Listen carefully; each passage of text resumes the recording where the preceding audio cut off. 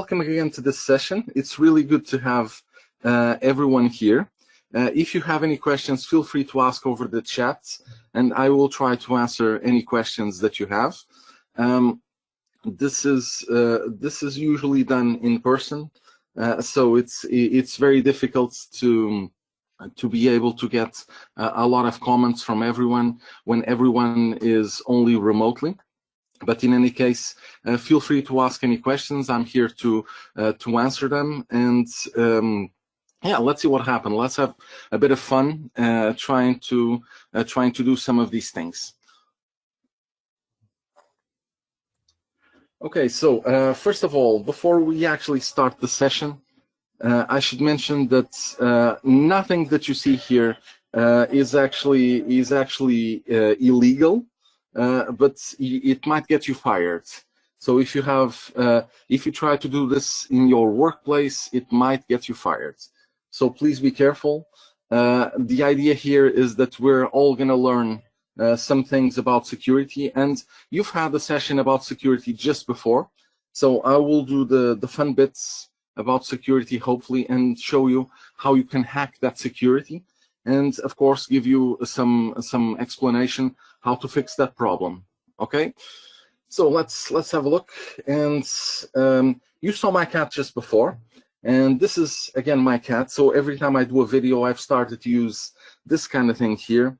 And lately, I've started to add up all of the videos, which is good fun. So hopefully next time I will actually go there in person if situations change, and maybe present something else, one of these things as well. Okay, so of course, actually secret agents lately have been disappearing. One of them just recently died, but the style of being well dressed and everything is always very interesting. And in one of the sessions, I was actually able to get dressed up and take a photo of this. This was a few months ago, but this was also quite fun. So whenever I can, I do try to dress up, or just try not to lose my head or anything like that. So it's always good fun. Okay, let's have a look and start our actual session. Okay. Or maybe not.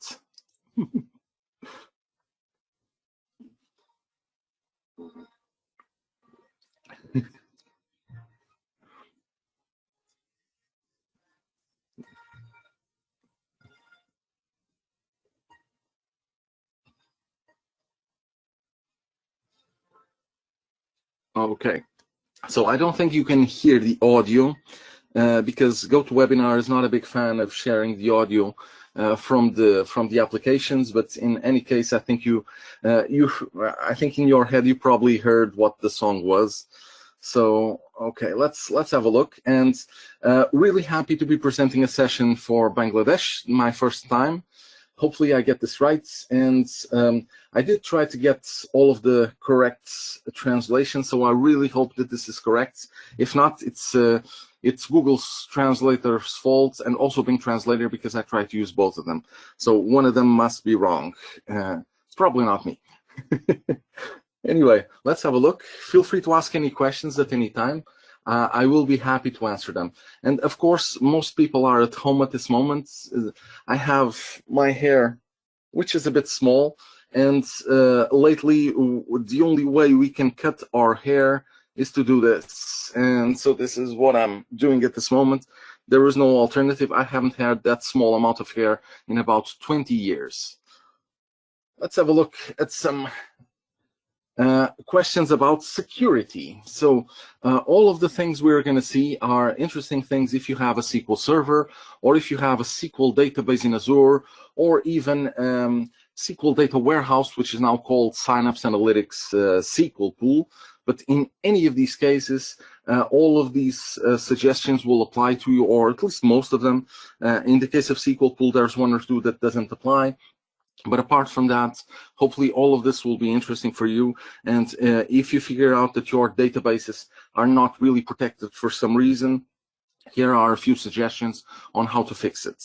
And the problem with all of this, let's get started. The problem with all of this is that all of the software is perfect, and Microsoft has a perfect software in terms of SQL Server.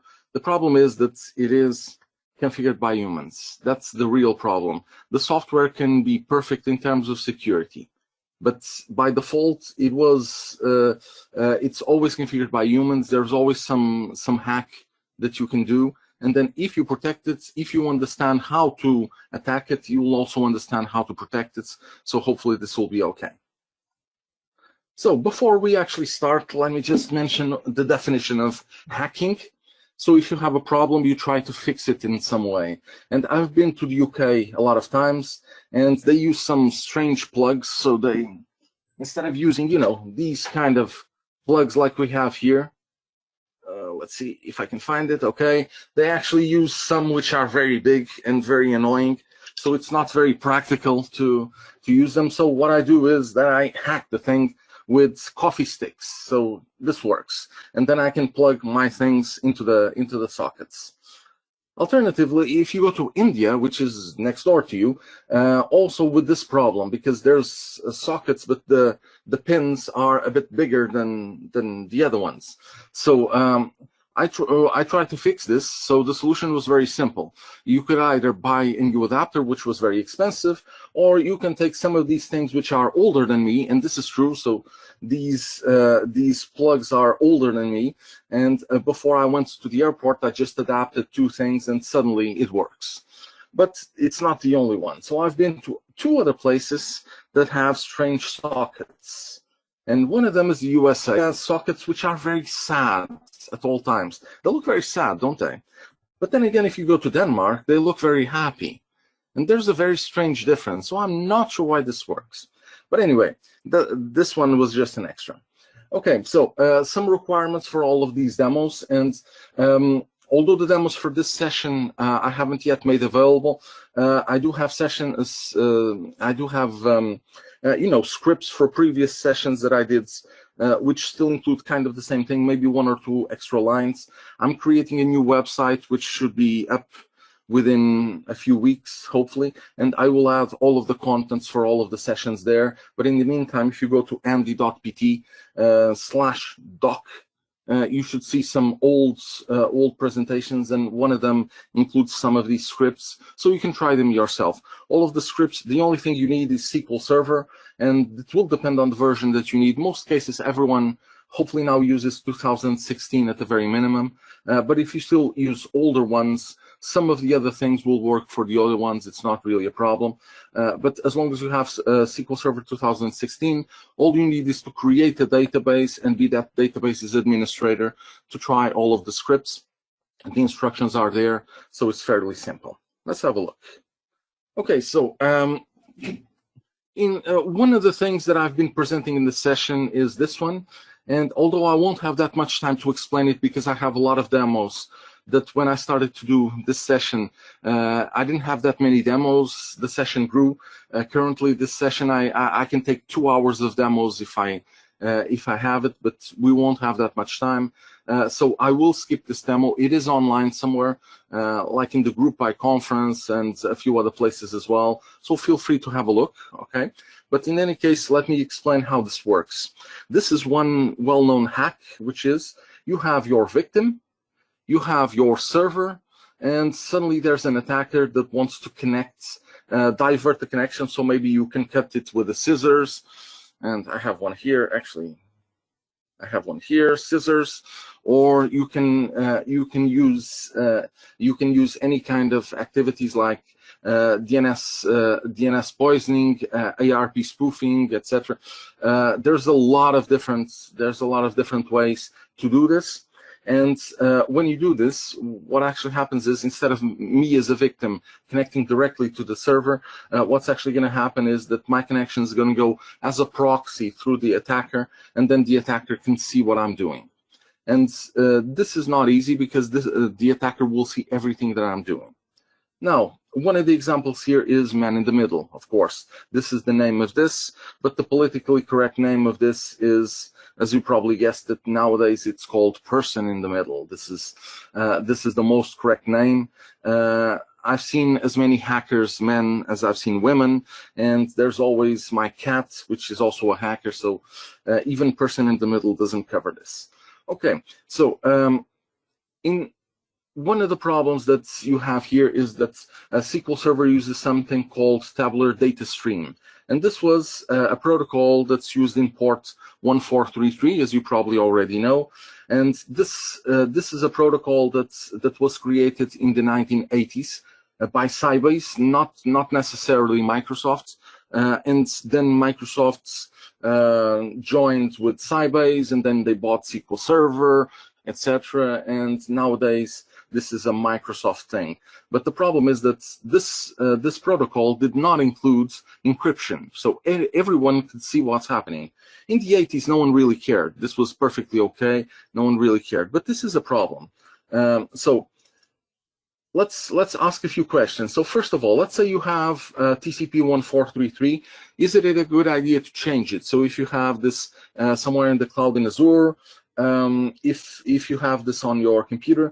And the reason I ask this question is that I've seen a lot of people in Azure actually changing the ports. They did this before, but they don't do it anymore. They used to change the ports for SQL Server because they wanted to have security through obfuscation. That means that instead of searching for that port 1433, they would have to go to the 60,000th port to actually find it. And of course, this did not work. This was not a good security defense because people had enough time to actually test every port and find that one as well. And as soon as you find it, there's an information that says, hello, this protocol is SQL Server, so feel free to attack me. So this is not very good. In Azure, they actually changed it back to 1433 because they gave up.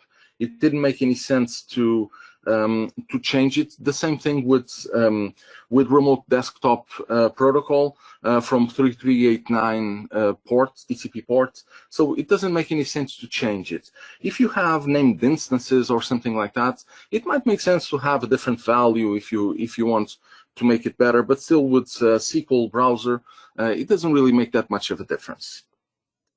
Okay, so the answer in this case is change it. Probably not interesting that justifies this, and plus you have a lot of extra administrative tasks to actually fix this. Now, how did they fix this? In SQL Server 2000, the login and password up to there, anyway, this was not encrypted, so it was very easy to go use the Wireshark or something else to actually hack it. And the hash itself of the password was very weak, so you can easily try brute force and find it. But the login was even plain text. I remember 20 years ago, I used this to decide, going through a firewall, which one should I use, etc. So this was something that was used back then. Now, this is what happened. This would be TCP packets. The login packet would be the first, and then you'd have all of the other packets, and none of them was encrypted. But in 2005, Microsoft solved the problem by encrypting not everything, but just the login packet, which, again, makes no sense. It should be all or nothing. Problem is that the remaining parts of the encryption, which are still like this up to this day, are not encrypted, and this is a problem. Now, since then, they actually allow you to encrypt all of the connection. But by default, SQL Server does not encrypt all of the connection. Even currently, you have to specify and say, please encrypt my connection. You have to say it. And this is also a problem.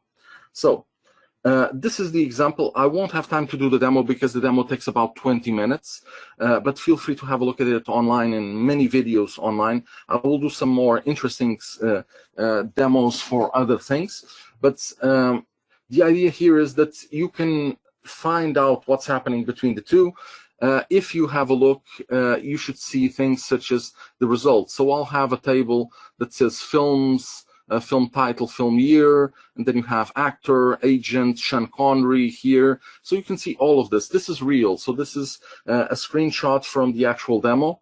And the thing is, by the way, you can go to my temporary website, and those scripts are there. You can try this yourself. All of the instructions are there. This is also very easy.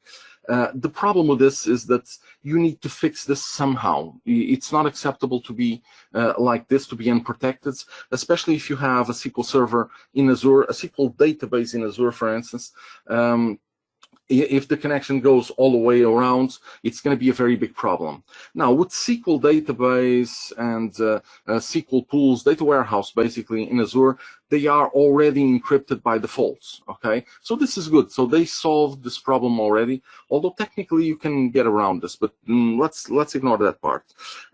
If you have a SQL Server virtual machine in the clouds, and let me just say I have one, okay? So I have one virtual machine here in the clouds. It's somewhere in the cloud here, and this one actually has a SQL server that I will connect to from my house. This is a French data center. This is in the data center in Azure data center in France. You know, it happens. It could be any other country, it doesn't really matter. But I actually have this in the Azure data center in France, and we'll have a look because I will connect to this, but this one is okay. This one is okay. Now, what happens is that you need to fix it. So how do you fix it? Well, let's go back. When you go to your configuration manager, and for some reason in some installations, this tends to disappear. So you might have to go and find this in Windows System 32 to actually find this, because for some reason, some of the installations I did, this thing actually disappears. But then you have to go here to the configuration manager. Here, of course, you have all of the services. Let me just show you this directly here. So you can go here. You have to go to your, for this service, let's say it's my SQL Server, MS SQL Server. This is default, of course. It's the only one running. And then you can go here to the protocols for that specific instance. Actually, you should do it for all of them. And then right-click, and then say Properties. By the way, remember TCP IP is, of course, enabled. You should go to Properties and then say Force Encryption is equal to 1. As soon as you say Apply, this will guarantee that everyone will connect to your SQL Server with encrypted connections. When you negotiate, the connection must be encrypted, which is important. But this is not the only thing, because just encrypting the connection does not prove that this server is actually legitimate. So you need to add a certificate, and you can go all the way. I don't have any certificate here, by the way. This is actually empty, but you can go all the way up to the certification authority and ask for a certificate for this specific SQL Server instance, and then have that installed there. And then you can validate if this is correct or not. Just make sure that the certificate is there and it is valid. This way, there's a certificate chain that you validate all the way up from the certificate itself to the root certificate authority. So you have all of the things up and down to validate that this is the correct server and this is not the attacker's server. So this is very important. You should say, at the very minimum, you should say force encryption is equal to yes, and then add a certificate from your certification authority. If you are running a Windows server installation, you should already have the role for certificate authority, so this is easy. If you are running this in the cloud, and this can be any cloud, not just Azure, this can be any other, just make sure you get the certificate from a provider that provides this for you. If you are using things like SQL database in Azure or any of those things, it is already automatic, so the certificate is already there, so you don't have to worry that much. But if you are using SQL Server, so the actual server that you manage yourself, in that case you will need those kind of things. So this is easy. This fixes the problem very easily. Don't forget the certificate, which is also very important. But even if you are using things on a local host, and although in Windows this is not that much of a problem compared to Linux, you should even then force encryption is equal to yes, just in case. Okay, so the documentation is fairly easy. By the way, you have your connection strings. The encrypt statement in the connection string should always be equal to true. This makes perfect sense. And the trust server certificate is complicated because you don't want to trust it. You want to make sure that you actually validate it. Okay. So let's have a look at a few features which are available. Apologies, this actually cuts out SP1 here, and this was done 4 years ago, something like that. This was already a long time. It's almost 2021. This is crazy. but this was a long time ago.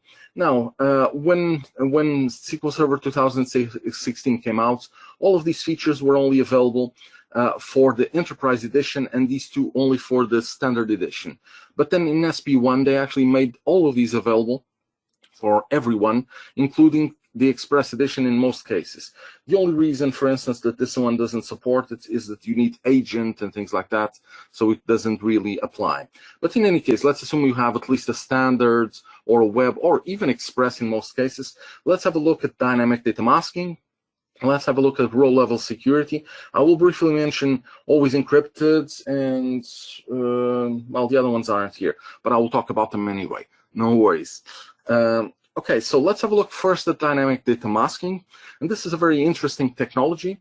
And let me give you an example on how this works. By the way, this example is taken from docs.microsoft.com, somewhere here. So relational databases, dynamic data masking. And this actually works in SQL Server starting 2016, SQL Database as well, and SQL Managed Instance, and also SQL Pools.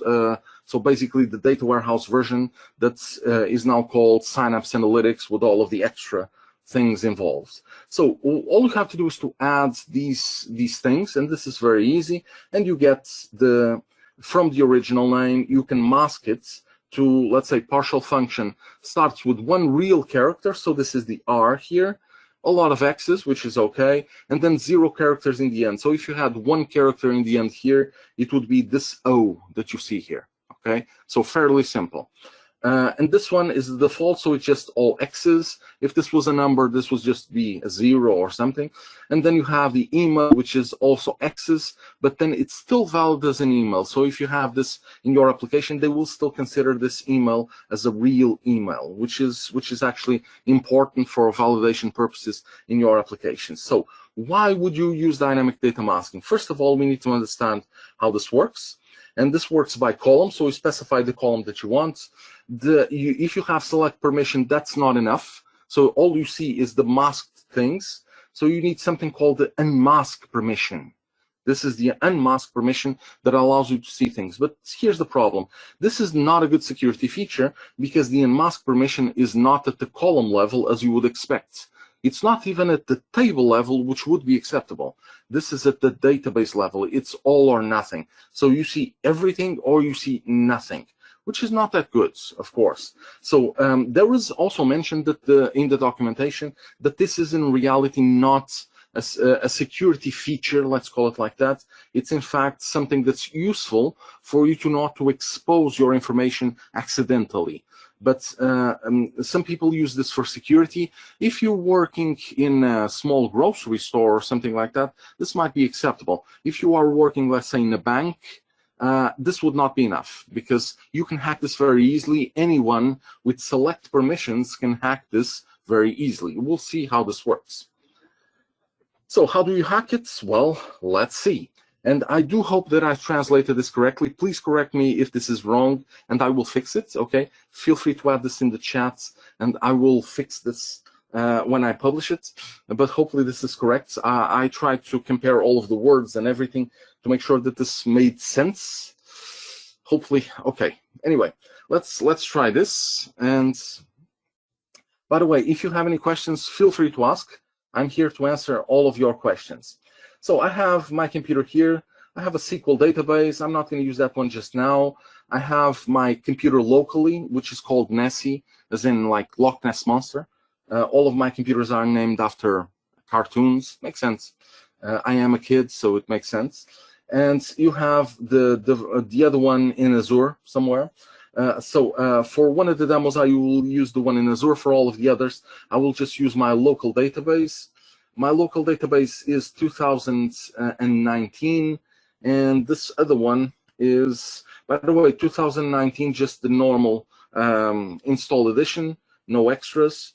And this one is version 2017, also again, no extras, no service packs or anything like that.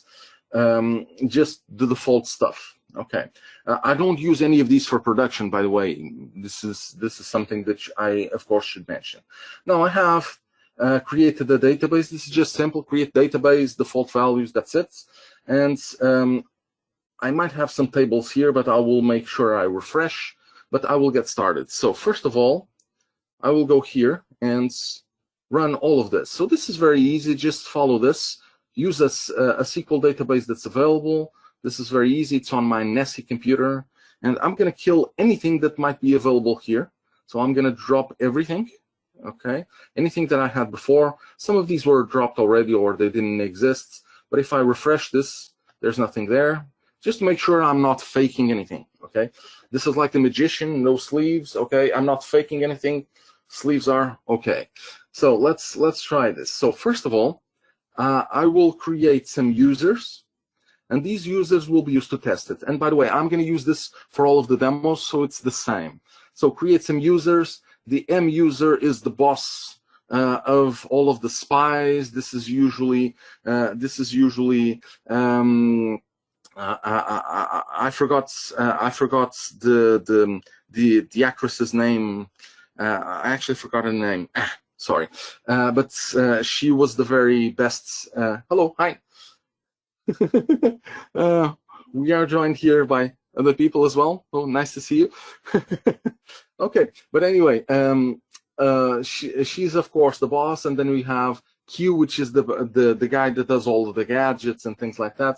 And then you have all of the other agents like Sean Connery, David Niven, George Lazenby, Roger Moore, Timothy Dalton, etc. So all of these. So let's create all of these users, and then let's have a look at creating the table itself. So I'm going to create a table.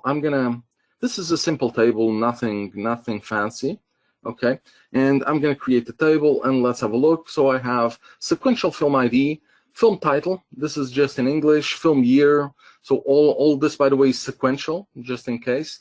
And then the actors themselves. So you have Sean Connery, which is of course shaken, not stirred. And you have the agent, which is the first name of all of this. But this is also a sysname column because I'm going to use this to compare this to the actual username that you see on top later on. Okay. The last part I'm not going to use. This was for the hacking of connection, TDS connection demo. But anyway, let's have a look at the next part. So the next thing I'm going to do is to create an agents table. And what I'm actually going to do with this is I'm going to take that table and do a distinct in all of this so that I get the result of this, put it into a table, and just as simple, because I'm going to use this for kind of brute force, okay? Well, a previous list anyway. Now, I'm going to do the actual dynamic data masking, and this is very easy. So you just go to the table. The other example we saw was for create a table. This was for alter a table, and still the same. So you say alter table. You specify the data type. In this case, I don't need to change it. But then I say add masked with a function, which I'm going to use, which is the partial. So I'm going to get 2 characters in the beginning, which are real, 1 character in the end, which is also real, and the middle is all of these dots, which are Unicode dots. So these are not the usual X's that people usually demo this, and this is important because there are changes. Okay, so I've done this. Now, something I should never do, but I'm going to do it anyway, is I should never grant select permission to public on anything. Okay, you should select, you should give that permission to a role, a role that you create with your actual users, not a system role like public, which gets everyone there. This is a red flag when you are using things such as vulnerability assessment, etc. This will complain, and there is a reason for that. So there is a message here. Don't do this in production. It's just an example, but I'll actually use this later on. So I'm also granting the unmask permission to M. She is the boss. So it makes sense that she has all of the permissions to see things. And now I'm going to try all of this. By the way, if I am the database owner, I already have the unmask permission. So let's try. I can see everything. It's not a problem. If I am M, so I should also be able to see everything without a problem. This is okay. Now let's try this as Sean Connery. And Sean Connery cannot see anything, okay? Because suddenly, you can only see the first 2 characters. Let's go here. You can only see the first 2 characters, the last character, and dots in the middle. This is expected. This is perfect. This is what we decided. So this is okay. But of course, the reason I'm here is to hack things. So let's have a look at how to do this. Well, this is just an extra because, you know, sometimes people forget to revert, and I want to make sure I'm reverting everything. So just revert a whole bunch of times so that it doesn't fail. I've had this problem in previous demos, so I have that block there to just do revert a whole bunch of times. One should probably be enough in most cases, but sometimes you don't want to risk it. Well, I'm going to grant another permission again that shouldn't be used in production, which is the grant show plan. And you have the option here, which is the display actual execution plan. I'm going to need this to show you these things. So I'm going to go here, and I'm going to go and execute this as Sean Connery now. And you know, of course, that this is going to fail, right? But the problem is that this didn't fail. That's strange, okay? Because when I said, well, I use this as Sean Connery, I should see 26 rows, which is all the films, but for some reason, I'm only seeing 7, and these are the correct ones, okay? I'm actually seeing all of the content from Roger Moore. Okay, but the strange thing is, if I said something like RO% and then the R and then the E in the end, this would make sense because I'm seeing things which are masked, but I'm actually using the real value. And I shouldn't be able to see this. So let's try to understand what actually happened here. So I'm going to go up here and go to the execution. Actually, I don't need this much. I'm going to go to the execution, and you can see that the first thing that you do is somewhere here you see predicates and then like Roger Moore. So just next to my cursor to the right, I cannot move it, otherwise this will disappear.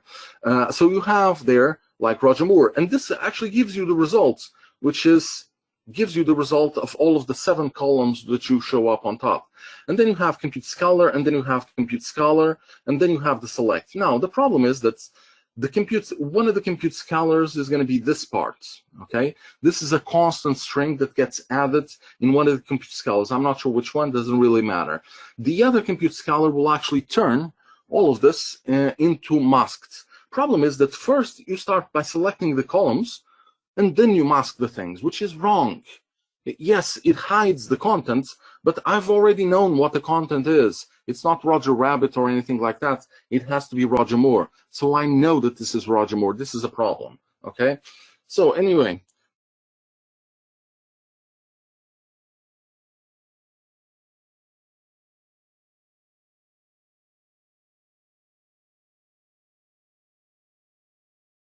Again, trying to divide by 1960 something, value minus 1960 something, to see if it's divisible by 0. And you have 26 plus 26, that's the 52 hacks that we did this for division by 0. But then this is not enough. For strings, you can do the same as dynamic data masking. And this is attack it, get strings, and attack it, and find out 1 character at a time if this is valid or not. So very good option to actually do this. But let's have a look. This is okay. This will take a bit of time, but let's have a quick look at this, and let's go to the databases. This needs to refresh because, and then let's go here to SQL Saturday Bangladesh. Tasks vulnerability assessment, which is something important that I wanted to show you. And I'm doing this directly at the server because the communication back and forth from Portugal to France is going to be a bit slow. And you have some things that fail. So transparent data encryption should be enabled. Yes, my fault, it isn't. Sensitive data columns, minimal set of principals should be granted. Select permissions, so you have a whole bunch of select permissions here. And if you have a look, you have Bond films and then a select. Let me just get rid of this. And then I select all of the users that I added before. So this is a bug, but this is expected. You also have excessive permissions should not be granted to the public role. And although I do apologize for seeing this so small, but you can see that I have select permission for the public role on that view Bond films that we talked about before. So remember I said that this was wrong. It's on my list. Now you can just say approve as baseline and say I'm okay with this. This is a public table. Anyone can see. It's only a list of countries or something. So yes, approve this as a baseline and say that anyone from public can see this. And as soon as you approve as baseline, the next time you run vulnerability assessment, it will ignore that specific permission. But if you add more permissions to someone else, they will show up on the list as saying, oh, someone else added a new permission. Is this okay? and then you can verify if this is okay or not. There's of course many more, and then a lot of them are actually good. So database permissions shouldn't be granted, etc. So a few others, selects on a whole bunch of things. But then you also have past permissions, the ones that went okay. So you can also have a look at some of these, which are actually quite all right, right? So these are okay. Well, we don't have that much time. I know I'm almost running out of time, so I will make this a bit quicker. So let's recap this. So you can have role level security at any time. This is very nice. Just go to docs.microsoft.com. Again, this is available for the entire SQL world starting 2016. It can be hacked in 2017, but it cannot be hacked anytime before. So let me just continue this and show you this, which is also important. Permissions poster. Just go to GitHub or just search online for SQL Server permissions poster, and you get this huge value here. And this is a permissions poster where in this thing here where I have the mouse, you have the select, insert, update, delete permissions. So you are free to have a look at some of these. This is all of the permissions like sysadmin permissions, etc., control server, and then you have all of the other ones. So all of these permissions are here. This is a very big poster, so feel free to have a look and explore this. This is 2017, but you have a more recent one, so just go there and you have the most recent one. Anyway, because we are running out of time, so I just want to leave some seconds while the other speaker is then prepping. I will leave some seconds for you to ask me any questions, and just mention you can ask questions. Don't shave it for later, okay? Don't shave it for later. Ask them now, okay, in the chat. And just to say that, you know, a few days ago we actually had Sean Connery, which passed away. He was actually my inspiration for all of these Bond-style characters. He is my favorite Bond. As far as I can tell, I've done this session over 60 times all over the world. When it is in person, I usually ask, what's your favorite Bond? Sean Connery is by far the favorite Bond. Really sad because this was a funny actor that did a lot of interesting things and with some humor, and I think some humor is always important when you do something in life. Okay, anyway, some final recommendations before we continue. We are running a bit of time. Always encrypt your traffic, so you saw that you can have it unencrypted. Always use firewalls, don't expose these things, use VPNs, etc. Makes perfect sense. This is more than obvious in current sense. Always assign the least amount of permissions possible. If you have permissions, if everyone is a system administrator, they will, if they get hacked, they will, you know, have access to everything. Minimum permissions possible for everything, not just SQL Server. Vulnerability assessment tool that you just saw in Management Studio. There's also one in the Azure portal. That one you have to pay for. So just use the one in Management Studio if you don't want to pay for it. It doesn't have 100% of the things, but, you know, it's good enough for some things. And you can use the one in the Azure portal, which checks on a regular basis, which is a bit better, actually. Okay, final set of recommendations. Transparent data encryption should always be enabled. This is very important. Make sure you encrypt backups with backup encryption as well. Instant file initialization, if you use them, make sure that you clean them with sdelete, otherwise avoid them. But this is a performance thing, so it depends, okay? Prepared statements, I didn't get to show you SQL injection, but make sure you use prepared statements to avoid SQL injection. This is especially bad. This is not your problem as a programmer, as a DBA, but it is the programmer's problem. But sometimes you as a DBA inherit that problem. So please be careful and have a look at the code for people to make sure that they don't use this kind of problem, or even test this yourself with multiple tools. If you are using Azure, use the Azure Security Center. They have the vulnerability assessment tool there that I saw before. And the final one is always this. Make sure you always install the service pack, the cumulative updates, and any kind of patches that's available. Make sure you are up to date with all of the news on anything that gets hacked in SQL Server, etc., to be able to fix your problem before your problem begins, okay? And of course, finally, make sure that you review the session. It's a terrible session, of course, but make sure you review the session for this and for the other speakers. This is the way that we can improve, by getting feedback from you, and this is, of course, very important. And finally, I really want to thank you all for being here and for listening to this session. Feel free to contact me at any time. I am available in social networks, Facebook, Twitter, LinkedIn, etc. So feel free to ask any questions you want. I will try to answer them as best as I can. And anyway, I really want to thank the organizers for inviting me, and hopefully all of the conference will go very well as well. So thank you very much for having me here. Thank you for being here.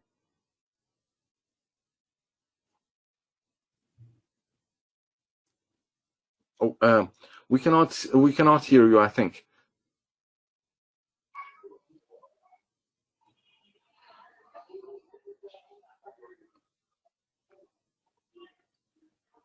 I think we cannot hear you.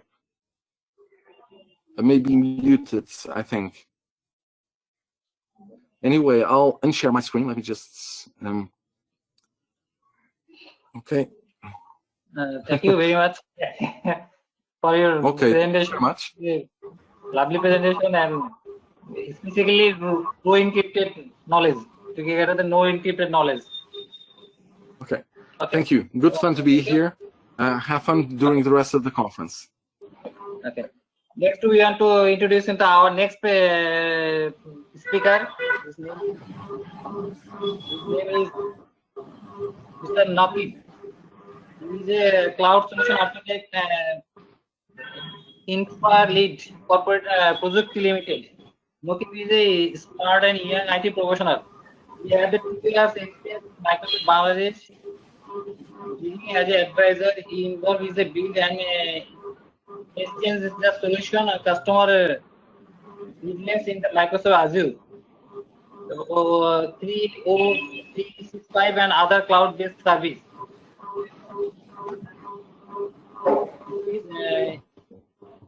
We have also to give message that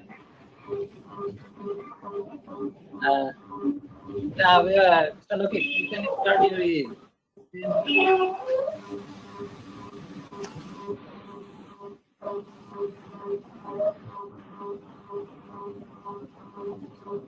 Thank you, Anmol bhai. Can you hear me? Hello. Yes, and we can see your screen. Have fun. Thank you all.